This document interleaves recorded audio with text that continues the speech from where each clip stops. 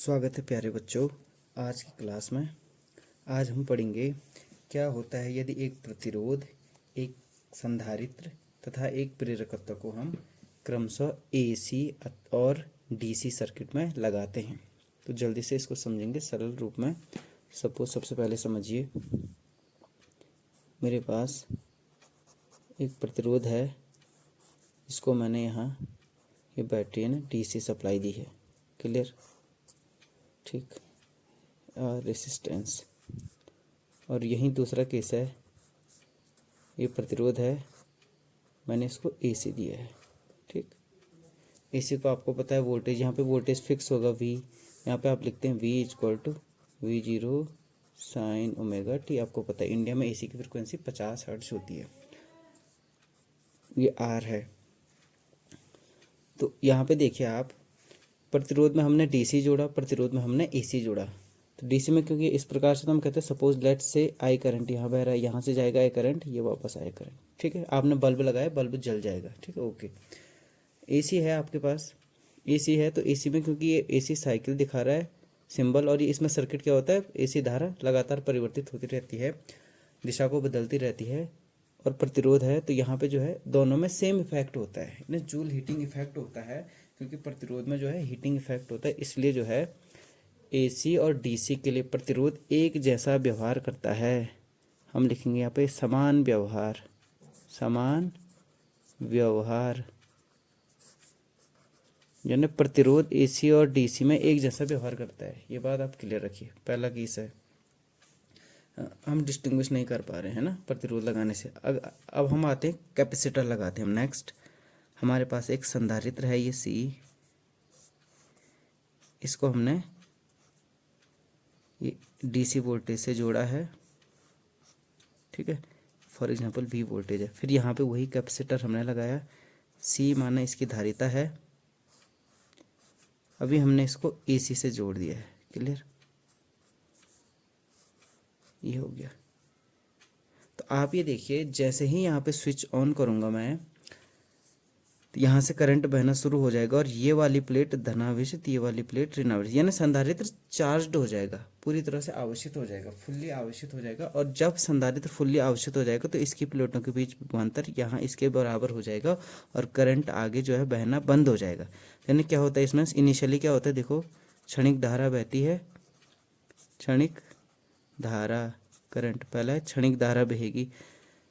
दूसरा केस क्या होता है कि क्षणिक धारा के बाद जो है बाद में क्या होती है, ये धारा कोई नहीं बहती, बाद में धारा करंट रुक जाती है। यानी अगर आपने फॉर एग्जांपल यहाँ पे एक बल्ब लगाया है, आप इस सर्किट में एक बल्ब लगाएंगे तो क्षणिक सा बल्ब में एक चमक उत्पन्न होगी ना, थोड़ी देर चलेगा, फिर जो है ऑफ हो जाएगा बल्ब। आपने सर्किट ऑन किया, क्योंकि जो है संधारित्र जब आवेशित हो गया तो ये करंट को बंद कर दे रहा है, यानी डीसी को रोक दे रहा है। तो सरल शब्दों में कहूँ तो संधारित्र कहेगा डीसी को, डायरेक्ट करंट को रोकता है, रोकता है, यानी डीसी करंट को बहने नहीं देगा। ये हो गया क्लियर। यहीं पे आइए आप, कैपेसिटर है मेरे पास, ये कैपेसिटर को मैंने एसी से जोड़ा है, ये एसी है ना। ये आपका हो गया, यहाँ पे मैं डीसी बना रहा हूँ, यहाँ पे मैं एसी बना रहा हूँ, इसी सर्किट में लगा रहा हूँ इसी कैपेसिटर को। तो क्या होगा कि ये वाली प्लेट अभी जो है माना करंट यहाँ को बह रहा है, तो ये वाली आवेशित धनावेश, ये वाली ऋणावेशित। ठीक है, फिर से क्या होगा, इसकी साइकिल पलटेगी, करंट की दिशा बदलेगी, ये वाला धनावेशित, ये वाला ऋणावेशित, यानी बार बार संधारित्र की प्लेटें आवेशित और निरावेशित हो जाती है, विपरीत दिशा में आवेशित होती हैं, यानी धारा लगातार करंट का फ्लो बहता रहता है। तो क्या होगा, हमको यहाँ पे जो मिलेगा लगातार धारा मिलेगी, लगातार धारा मिलती है। ठीक है, लगातार करंट बहता जाता है, या हम दूसरे शब्दों में कह सकते हैं कि संधारित्र कैपेसिटर, संधारित्र एसी को नहीं रोकता है या जाने देता है, नहीं रोकता है। क्लियर हो गया? क्योंकि संधारित्र की प्लेटें आवेशित होंगी, फिर विपरीत दिशा में आवेशित होंगी ना, उससे पहले निरावेशित, आवेशित, विपरीत दिशा में आवेशित, इस प्रकार से एसी में।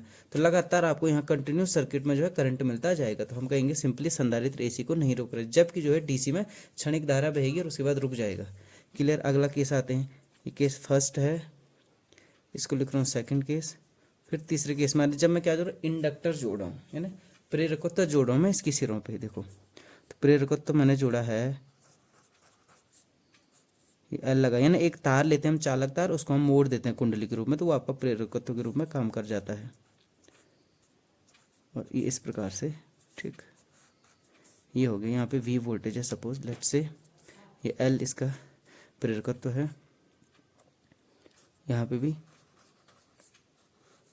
ये एल को मैंने जो है एसी से जोड़ दिया, अभी हमने एसी से जोड़ा है इसको, ठीक। ये देखिए एल, तो यहाँ पे देखिए जहाँ पे डीसी से जोड़ा है, अब आपको पता है, देखिए अगर मैं कोई सिंपल तार ले लूँ, सीधा तार ले लूँ और उस तार में करंट प्रवाहित करूँ, फ्लो करूँ करंट को, तो उस तार के चारों ओर एक चुंबकीय क्षेत्र होता है, ठीक है। ये ओरिस्टेटिक हो जाता है, आपको पता है। तो यहीं पे कुंडली है हमारे पास, इस कुंडली में ये करंट जा रहा है, आई करंट। देखिए डीसी सर्किट में हम धारा की दिशा बता सकते हैं, एसी में धारा की दिशा नहीं बताएंगे क्योंकि वो जो है धारा की दिशा लगातार बदल रही है। सॉरी। नेक्स्ट देखिए, हमने कहा भाई हमने इंडक्टर को जोड़ दिया है डीसी सर्किट में। अब जो है इसमें करंट बह रहा है, करंट बहेगा तो चारों ओर चुंबकीय क्षेत्र होगा, इसमें चुंबकीय क्षेत्र उत्पन्न होगा, चारों ओर चुंबकीय क्षेत्र उत्पन्न होगा।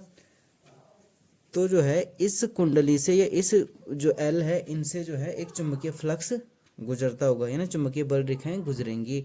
और आपने फैराडे के नियम से ये भी पढ़ा है, जब कभी किसी कुंडली से बद्ध चुंबकीय फ्लक्स में परिवर्तन होता है तो उसमें एक बैक ईएमएफ या प्रेरित विद्युत वाहक बल उत्पन्न होता है, जो कि उस कारण का विरोध करता है जिससे वो प्रेरित विद्युत वाहक बल स्वयं उत्पन्न हो रहा है, यानी धारा के बदलने का विरोध करता है। सरल शब्दों में बोलूं तो प्रेरकत्व एल धारा के बदलने का विरोध करता है। अब क्योंकि इसमें धारा नियत है, भाई डीसी में धारा नियत है, आपको पता है एसी में धारा परिवर्ती हो रही है, लगातार बदल रही है, तो धारा नियत है। तो ये क्या होगा कि इसमें हम सिंपली शब्दों में लिख देंगे, जैसे ही आप ऑन करोगे ऑफ करोगे उस समय तो जो फ्लक्स, ऑन करते समय फ्लक्स 0 से मैक्सिमम और ऑफ करते समय फ्लक्स मैक्सिमम से 0 हो रहा है, उस समय तो क्षणिक विरोध होगा। तो इसमें मैं लिखूंगा धारा का क्षणिक विरोध, धारा, अच्छा, ऑन या ऑफ का क्षणिक विरोध, ऐसे लिख दूंगा मैं, क्षणिक विरोध हो रहा है। देखो एल कर रहा है धारा में परिवर्तन का विरोध, ये धारा, क्योंकि धारा में परिवर्तन होगा तो भाई चुंबकीय फ्लक्स में या बल रेखाओं की संख्या में भी परिवर्तन होगा और उसका विरोध करेगा, फैराडे ने कहा था। और इसमें दूसरा मैं लिख दूं कि इसमें जो उसके बाद इसमें क्या होगा कि भाई एक बार धारा आपकी सेटअप हो गई, करंट आई बहना फ्लो हो गया, तो अब क्या होगा, अब कोई धारा का विरोध नहीं होगा। अब क्या होगा, धारा यानी अस्थाई में लिख रहा हूँ, स्थाई, डीसी में होता अस्थाई, धारा अस्थाई का विरोध नहीं,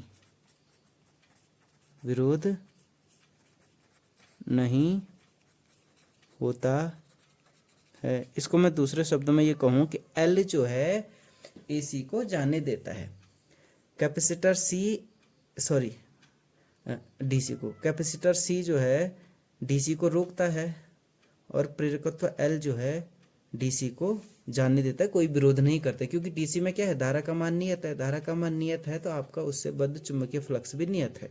चुंबकीय फ्लक्स जब नियत है तो फैराडे के नियम के अनुसार फ्लक्स परिवर्तन क्या हो गया, 0, delta phi upon delta T 0 हो गया, तो 0 हो गया तो ईएमएफ भी उत्पन्न नहीं होगा, उसका विरोध नहीं होगा। क्लियर।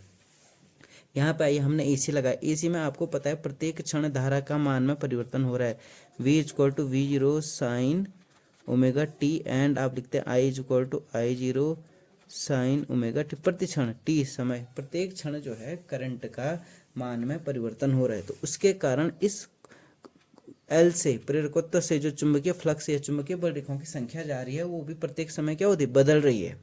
अब वो क्योंकि फ्लक्स बदल रहा है तो यहाँ पे जो है delta phi is not equal to 0, यहाँ पे मैं लिख दूंगा, अगर अस्थाई धारा है तो delta phi is equal to 0 है, delta phi upon delta T भी अपने आप 0, यहाँ पे डेल्टा फाई 0 नहीं होगा कभी भी, तो इसलिए delta phi upon delta T जो है यहाँ पे एक वैल्यू होगी डेफिनेट, और फैराडे के नियम के अनुसार एक प्रेरित विद्युत वाहक बल उत्पन्न होगा यहाँ पे, जो कि करंट के परिवर्तन का विरोध करेगा या जो कि फ्लक्स के परिवर्तन का विरोध करेगा।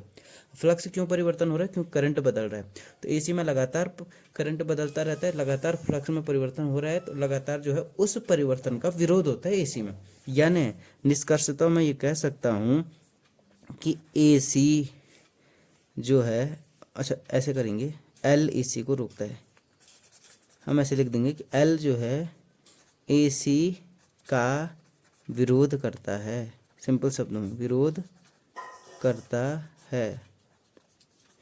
यानी प्रेरकत्व जो है प्रत्यावर्ती धारा का विरोध करता है। तो इसीलिए आपने पढ़ा होगा चौक कुंडली की यूज करते हैं आप। चौक कुंडली में क्या होता है कि प्रत्यावर्ती धारा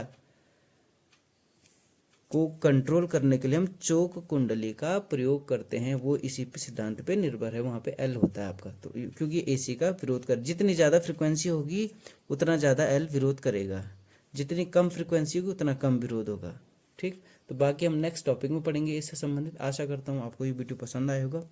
पसंद आया है तो शेयर कीजिएगा, कमेंट कीजिएगा, सब्सक्राइब कीजिएगा, लाइक कीजिएगा। Thank you very much.